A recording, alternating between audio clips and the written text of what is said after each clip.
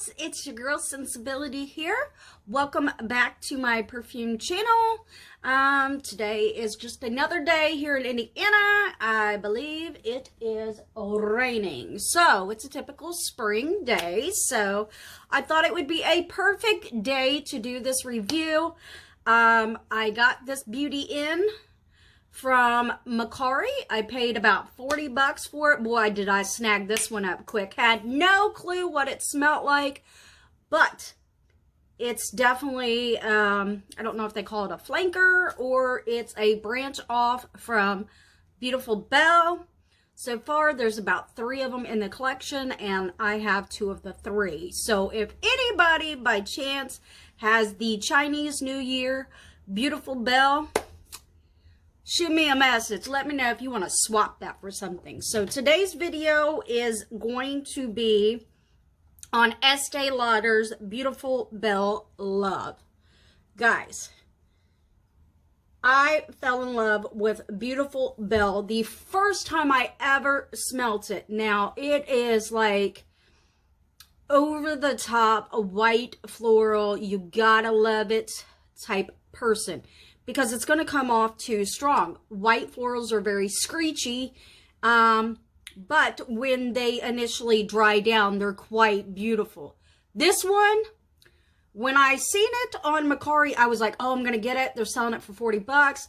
I assumed it was kind of like, you know, how they've been kind of playing with La Vie Belle, you know, maybe changing 1 or 2 notes. This is a whole different, this is an opposite.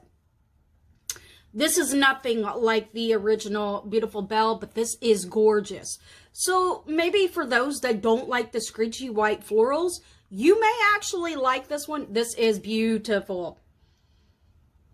I have to give it to Estee Lauder when it comes to this Beautiful Belle line. They have really, really like kicked it out of the park. It's beautiful work. And it doesn't smell like anything that's mainstream. Like, theirs is still kind of unique for a designer fragrance. And then, of course, the Chinese New Year, which is, it's an all red bottle. Even that one is different. It's almost like, and they're not even like, kind of like, you know, eau de toilette, eau de parfum. You know how you have slight differences in those? These are not that. These are definitely unique on their own. They're just playing off the word of Beautiful Belle. This is gorgeous. So, let's go ahead and get into it and find out why I think this is gorgeous. The name Love totally suits it. And I loved it even more at 40 bucks. So, with free shipping. So, I was like, cha-ching. So, whereas Beautiful Belle is this intoxicating, over the top, beautiful white floral. It's just a beautiful composition, and it just blows my mind every time with that one. This one is definitely different. This is something maybe for people that don't like that, or they want more of a softer type fragrance.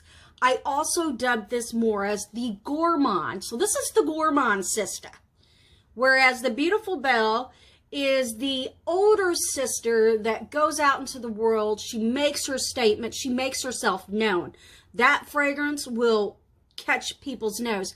Where this one is more of the reserved, conservative, sweet sister. We could even say Beautiful Belle by itself is the bad sister. She's like the naughty sister. That's what this one is. So to me, it's more of a gourmandy type fragrance versus the other one, which is a white floral bomb pretty much, and it smells freaking good. So the main accords in Beautiful Belle Love is it's sweet, almond, floral, honey, amber, and balsamic.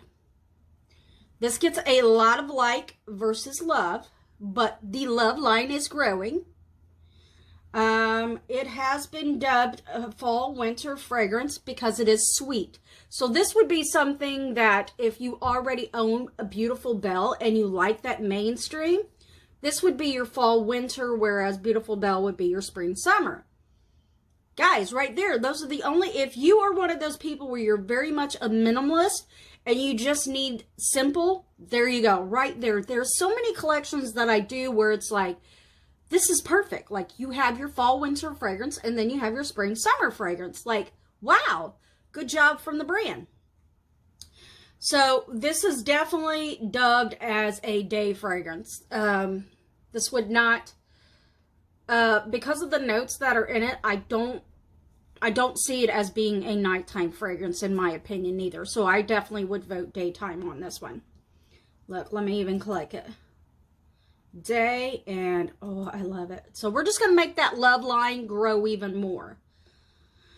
Okay, so we're going to get down here and we're going to talk about the notes. I'm going to tell you guys right now, I've come across a couple perfumes that have almond notes in it.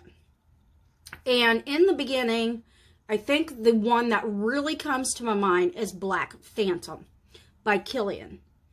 I think that that particular perfume was the worst depiction of an almond in a perfume. And I like Black Phantom. I feel like the approach they took with that almond note is more like a gummy type note, almost like an almond paste. And if they had used the almond, like whatever concentrate of almond they used in here, and that Black Phantom would be like blown off the top. But that's just my opinion. But when I initially smelt this, I thought, oh my God, this is the most beautiful almond fragrance I've ever smelt in my life. And it's very dominant, guys. But it's beautiful. I just, oh my God. It does not have that bubblegummy type smell, which tricked me a little because I'm so used to picking up almond as this bubblegummy type smell. No, this one is gorgeous. This is, I can't stress it enough how beautiful the almond smells in this. This is like the best depiction of almond I've smelt out of my whole entire perfume collection. This would be my #1 almond, and this may end up being my holy grail. Almond fragrance, it's stunning. And it does not have that bubblegummy type smell. It really smells like almond. And it's just very sensual. This is very cozy. This is more like a moderate scent. It's not very... Oh, it's so good. It's so good. Okay, so I'm going to go ahead and talk about the fragrance notes in here. Estee Lauder did not compose this where it has top, middle, base, or maybe it's just not being separated like that. Sometimes you can break the rule there, guys, and you don't need to have a top, middle, and base. So they did a free-for-all. And I'm going to tell you right now, there is definitely 2 notes into this beauty right here that... even though it's dubbed as fall, winter, I'm going to rock this in the summer because it's got 2 notes in there that I absolutely love. So the first one is sage. Guys, I have been on a sage kick. Sage, ambergris, cactus, and bamboo have been like the 4 notes that I have really been looking for summertime. Of course, the sage comes from Wood Sage and Sea Salt by Jo Malone. That's where my addiction began. Oh. Bamboo. I like the smell of bamboo. I think it's kind of wet and refreshing. And I think that would make a very beautiful summertime fragrance. You know, in the summertime, you want something refreshing. You don't want nothing sweet. You don't want nothing heavy. And you definitely don't want nothing overly floral. Sometimes I feel like even the fruity fragrances can be a bit much in the summertime because fruits have a sweetness to them. So I'm looking more for those type fragrances, if you know what I mean. So it's got sage, it's got Turkish rose, it's got amber, oh yes, it's got almond. What is this little thing here? Patchouli. It's got some iris in there, but it's not super powdery. It's almost like it's an accent where it complements the fragrance, helps kind of even it out, blend it out. This is a well-blended fragrance, guys, and I think it's because the notes that they choose kind of helped soften the harsh notes, and it's so beautiful. So. This has got Tuxinesian, neroli. We got some fig leaf in there. I do like fig, guys. That's another one that I've been kind of on, is fig, because I got a perfume recently. Oh, probably sometime this year that has fig in it. Fig is starting to become pretty popular in perfume too. So we have musk, vanilla, honey, tonka bean. This has got white tea in it, and ambergris. So since it doesn't have a top, middle, and base, I'm going to tell you guys how the Frantica reviewers have voted it from the strongest note to the least. So the most dominant note is almond. I 100% agree. Honey, I agree. It has a almond, honey, sweet smell to it. And then it's amber, vanilla, patchouli, Turkish rose, tonka bean, clearly sage or sage, iris, fig leaf, ambergris, white tea, musk, and neroli. In my personal opinion, I think the most notes that stick out to me in this fragrance is definitely the almond. The honey makes the almond sweet, and that could be what's making this smell absolutely amazing. And it might be the best concoction with almond. Put honey with almond. And then it's amber and vanilla. I really don't get a smell of like the roses, the rest of it's kind of making like this cozy smell.